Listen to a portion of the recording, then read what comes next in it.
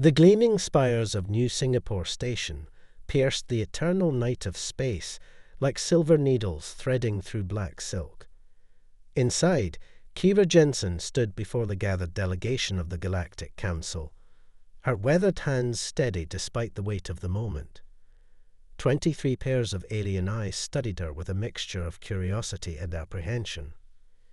"Distinguished representatives," she began, her voice carrying the quiet confidence of someone who had survived 3 planetary evacuations. "I understand your concerns about humanity's inclusion in the Galactic Defense Coalition, but perhaps you're asking the wrong questions."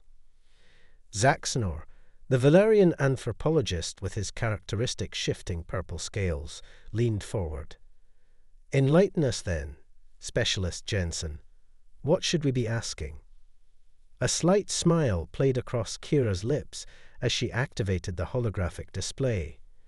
Images flickered to life, scenes from humanity's history of survival against overwhelming odds. "The question isn't whether humans are too dangerous to join your coalition. The question is, can you afford not to have us?" The archive footage began to play, showing humans in various crisis situations. A trapped mining crew turning air filtration systems into makeshift plasma cutters. A lone explorer surviving on a hostile planet by converting her survey equipment into basic weapons and tools. A space station crew repelling pirates using nothing but maintenance equipment and industrial cleaners. The Mirathan delegate, a being of pure energy contained within a crystalline matrix, pulsed with concern. "This only proves our point, Specialist. Your species sees weapons in everything." "We see potential in everything," Kira corrected. "There's a difference." The debate might have continued, but alarms suddenly blared throughout the station. Emergency lights bathed the chamber in crimson. Zaxnor's scales shifted to a pale blue of fear as the station's A announced, "Warning. Unknown hostile entities detected. Multiple breaches in sectors 7 through 12. All personnel implement emergency protocols." The council chamber erupted in chaos. The delegates, unused to direct conflict, scattered in panic. But Kira was already moving, her mind cataloging every object in the room as a potential tool. The decorative metal panels, improvised shields. The climate control system, a way to limit visibility or create diversions. "Zaxnor," she called out to the frightened anthropologist. "Still want to study human adaptability. Stay close." The next hours became a masterclass in human improvisation. As mysterious attackers swept through the station, Kira led a group of survivors through maintenance tunnels and service corridors. She turned cleaning drones into reconnaissance units, mechanical lubricants into ground hazards, and atmospheric regulators into smoke screens. The aliens watched in fascination and horror as this single human transformed their pristine, orderly station into a labyrinth of traps and defensive positions. When a group of attackers, revealed to be rogue Skaraxian mercenaries, cornered them in the hydroponics bay, Kira barely hesitated.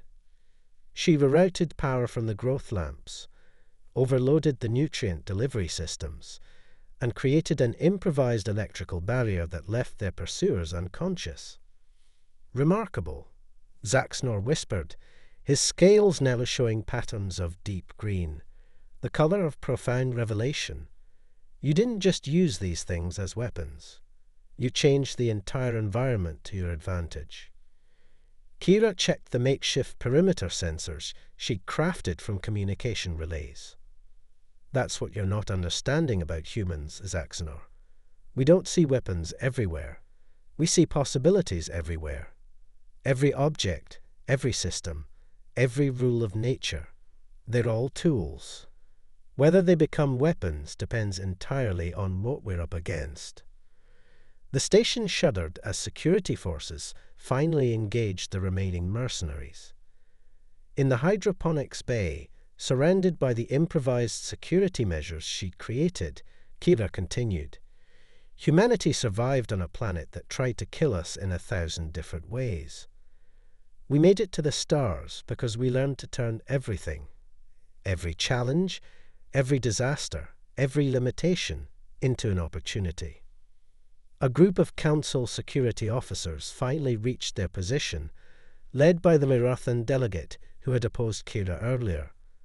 The crystalline being's glow had changed from skeptical amber to something approaching respectful blue. "Perhaps," the Mirathan admitted, "we have been looking at this from the wrong perspective. Your ability to adapt, to transform the ordinary into the extraordinary, it could be exactly what the Coalition needs." Kira nodded, already helping Zaxxonor disable the various defensive systems she created. Every species in the galaxy has its gifts. The Valarians have their adaptive biology. The Mirathan have their energy manipulation. Humans. We have the ability to look at any situation, any object, and see not what it is, but what it could be. As emergency teams began securing the station, Zaxxonor's scales shifted through a complex pattern of colors before settling on a deep gold of understanding. "You've given me much to think about, Specialist Jensen.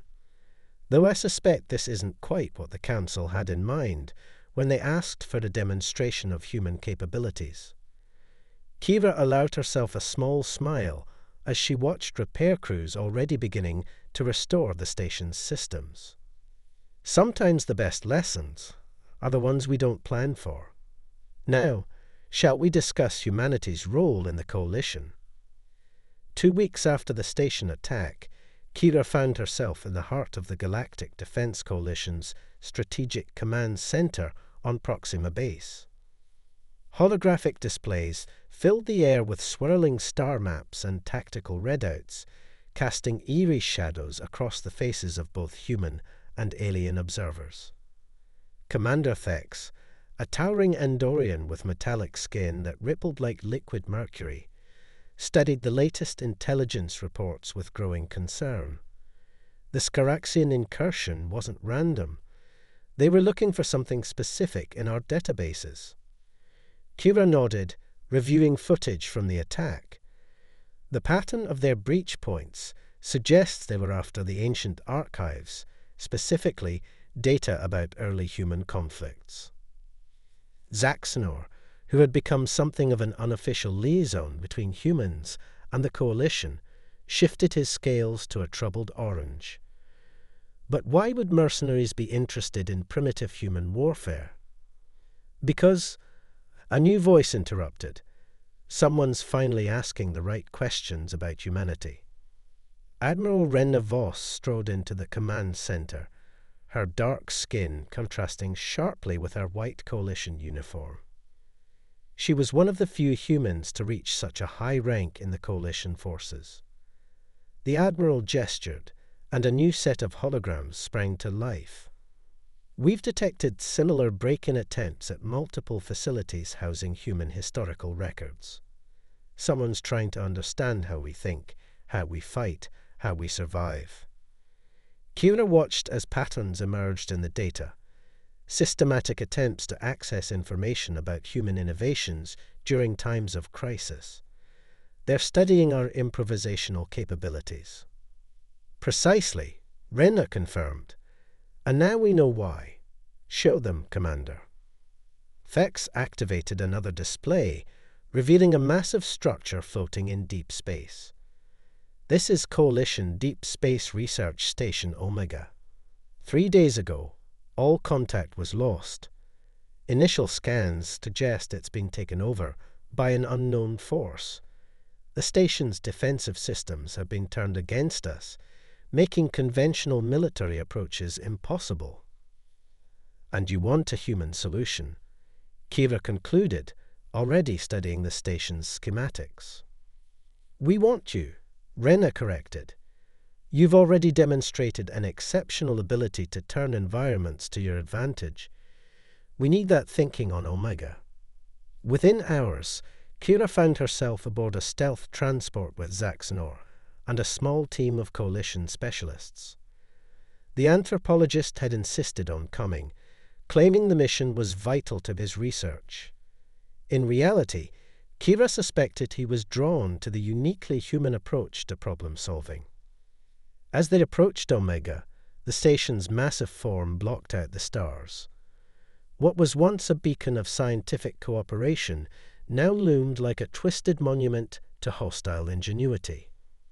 The station's defense turrets, originally designed to protect against asteroids and space debris, had been reprogrammed into deadly weapons. Conventional assault would be suicide, Lieutenant Dax, their Centaurian tactical officer, observed. His crystalline eyes reflected the station's distant lights. Those weapons could tear apart a battle cruiser. Kira studied the readouts, a plan already forming. Then we don't assault. We infiltrate, and we use their adaptations against them. The team watched in fascination as she outlined her strategy. Using the station's own maintenance protocols, they could slip through gaps in the defensive screen. The automated cargo systems, still running on their original programming, could be tricked into bringing them aboard. "But that's insane," Dax protested. "The cargo holds are exposed to vacuum." "Exactly," Kira smiled. "They won't be watching them. And with some modifications to our environmental suits, we can survive the transfer." What followed was a masterclass in human adaptation. Kira showed them how to repropose their suit systems, modifying pressure regulators and power distribution to withstand the brutal conditions of space. Each piece of their equipment was evaluated, reimagined, and reproposed. As they prepared for insertion, Zaxnor watched Kira work. His scales had taken on a deep blue of contemplation. "You're doing it again," he observed.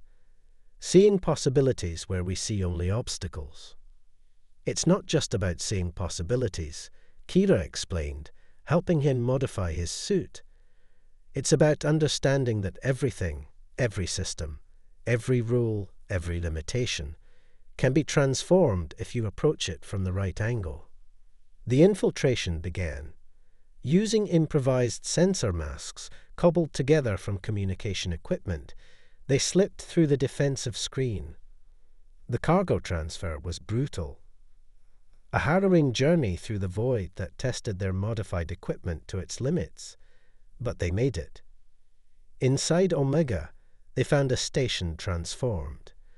The unknown hostiles had turned research equipment into weapons, environmental systems into traps. But Kira saw something else: opportunities.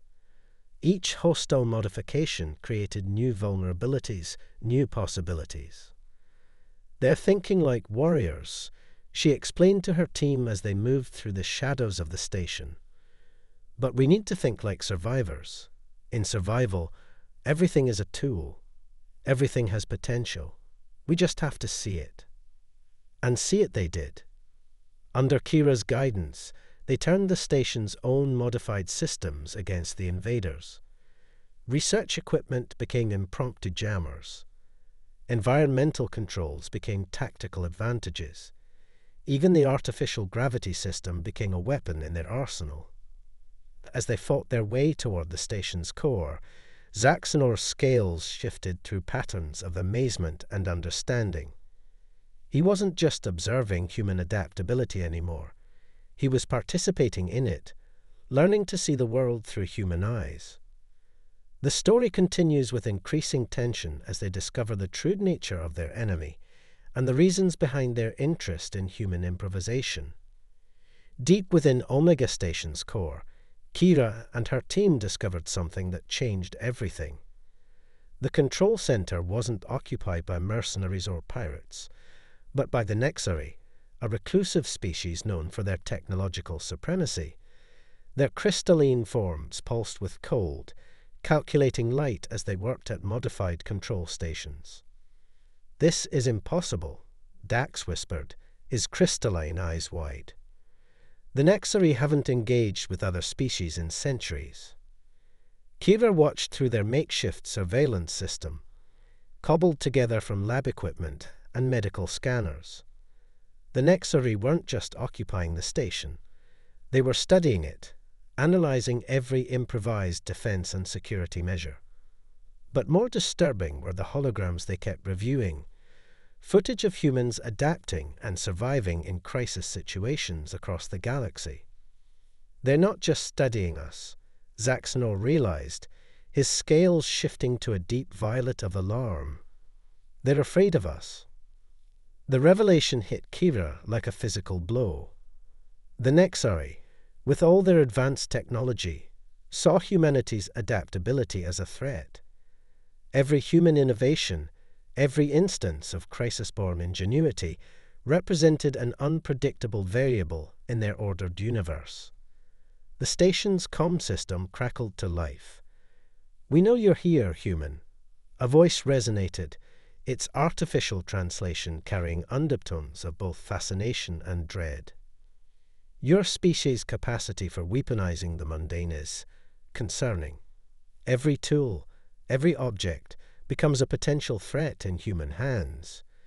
You understand why we cannot allow this to continue." Kira exchanged looks with her team. The Nexari weren't just studying human adaptation. They were looking for ways to counter it, to control it. The stolen historical records, the station takeover, it was all part of a larger plan. "Your species learns too quickly," the voice continued. "Adapts too readily. In your hands, a simple mining tool becomes a weapon. A communication device becomes a bomb. Even now, you've transformed our defensive modifications into advantages. This cannot be permitted." Zaxnor's scales rippled with sudden understanding. The coalition membership debate, it wasn't just about politics. The Nexari were behind the opposition. But Kira was already moving, her mind racing through possibilities. The Nexari had transformed the station into a fortress, but in doing so, they'd created new vectors, new opportunities. Every system they'd modified was a potential weakness, if you knew how to look at it. "They think our adaptability is a weapon," she told her team, quickly outlining a plan. "Let's show them it's something more." What followed was a dangerous game of technological cat and mouse. The Nexari had superior technology, but Kira's team had human ingenuity and the element of surprise. They turned research equipment into electromagnetic pulse generators. Medical scanners became motion detectors. Even the station's waste reclamation system became part of their strategy. As they worked, Kira noticed something remarkable. Her alien teammates weren't just following her lead. They were beginning to think like humans. Dax suggested using parafluctuations to mask their movements. Zaxnor figured out how to use his color-shifting abilities to disrupt Nexari sensors. "You see," she told them as they prepared their final approach, "adaptation isn't about weaponizing everything. It's about seeing potential, about finding solutions where others see only obstacles." The Nexari's voice returned, more urgent now. "Your actions only prove our point, human. Look how quickly you turn our own systems against us. How can any species feel safe with such unpredictability?" Kira stepped into view of a security camera, knowing the Nexari would see her. "You're looking at it wrong," she said. "Humans don't adapt because we want to fight. We adapt because we want to survive. And sometimes, survival means finding new ways to cooperate, to understand each other." To demonstrate her point, she did something unexpected. She began shutting down their improvised weapons, their jury-rigged defenses. One by one, her team followed suit. "You see weapons in our adaptability," she continued. "But we can also adapt to find peace. The question is, can you adapt enough to understand that?" The station fell silent, the only sound the hum of machinery and the beating of hearts. human and alien alike. In that moment, balanced on the knife edge between conflict and understanding, the future of human-alien relations hung in the balance. The silence in Omega Station's core lasted exactly 37 seconds before the Nexari responded. Their crystalline forms pulsed with rapidly shifting frequencies, their equivalent of intense internal debate. "Your proposal is unexpected," the lead Nexari finally communicated, its translated voice carrying undertones of confusion. "You would willingly demonstrate vulnerability despite possessing tactical advantage." "Sometimes the strongest adaptation is knowing when not to fight," Kira responded, keeping her hands visible. Around her, her team maintained their non-threatening postures, though she knew they could reactivate their improvised defenses in seconds if needed. Zaxnor stepped forward, his scales shifting through complex patterns that Kira had learned to recognize as deep analysis. "The Nexari sought to understand human adaptability by studying our conflicts," he observed. "Perhaps it's time to study how humans adapt to create peace." But before the dialogue could continue, the station's emergency systems blared to life. New contacts appeared on their sensors, dozens of ships dropping out of hyperspace. The Scaraxian mercenaries had returned, and they'd brought reinforcements. It appears the Nexari leader's voice carried a new tone, something almost like irony, that we will have an opportunity to observe human adaptation in multiple contexts. The situation deteriorated rapidly. The mercenaries, equipped with advanced shield-piercing weapons, began their assault on the station. Their tactics suggested they expected to find a weakened facility, not realizing the potential of a human Nexari alliance. Kira surveyed the tactical displays, her mind already racing through possibilities. "We need to coordinate," she told the Nexari leader. "Your technology, combined with our adaptability, we can protect this station and everyone on it." What followed was unprecedented in galactic history. The Nexari, masters of advanced technology but bound by rigid protocols, began working alongside humans who could envision new applications for their systems. Kira's team, already practiced in improvisation, served as a bridge between the two approaches. The shield harmonics, Kira suggested, studying the Nexari defensive systems. "If we modulate them to match the frequency of the station's power grid." The Nexari leader completed her thought. "We could extend protection beyond standard parameters.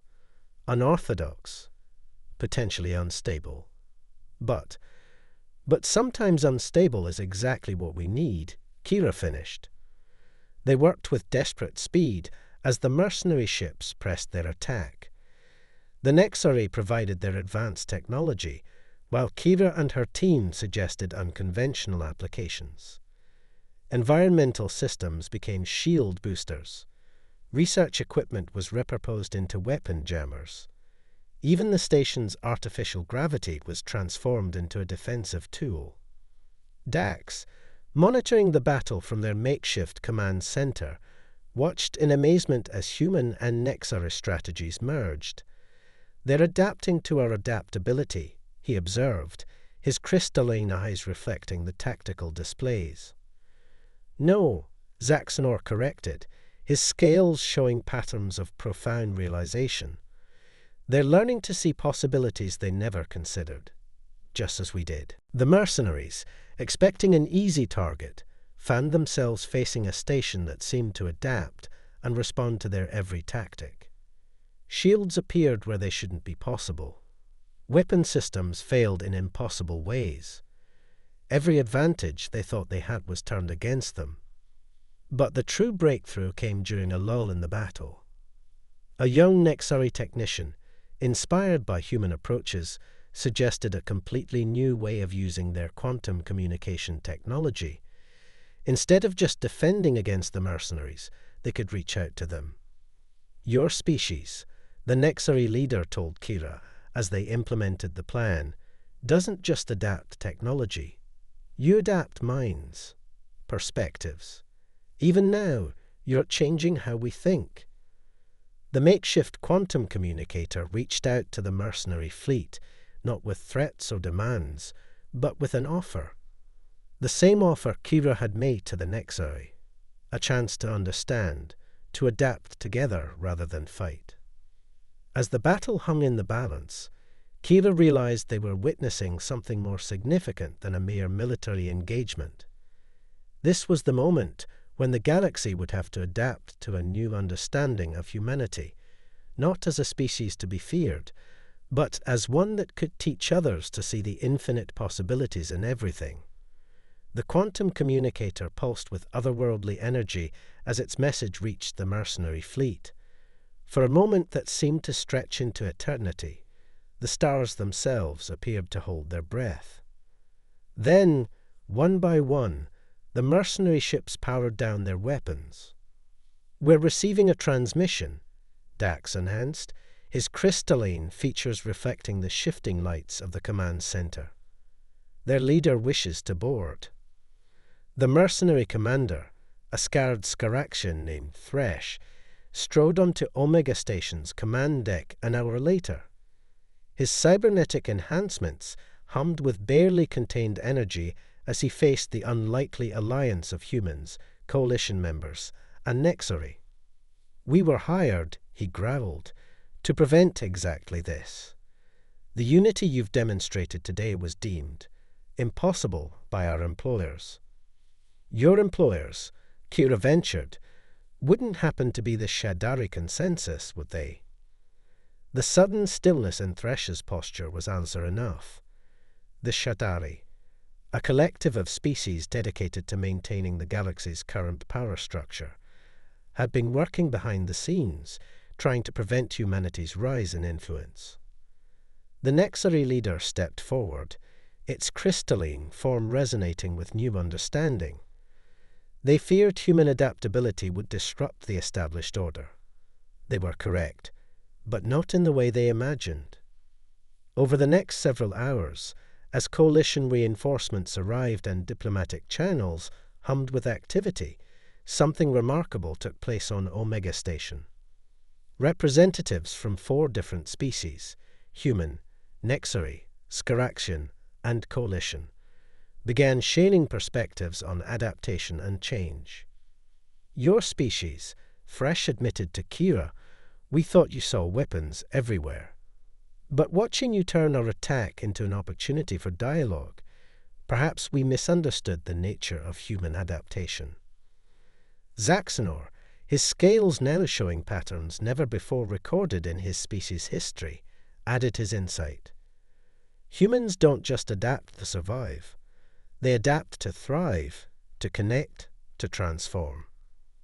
Every challenge becomes an opportunity not just for survival, but for evolution." The Nexari leader, its crystalline structure now pulsing with frequencies that indicated deep appreciation, shared its own revelation. "We sought to understand human adaptability through study and analysis.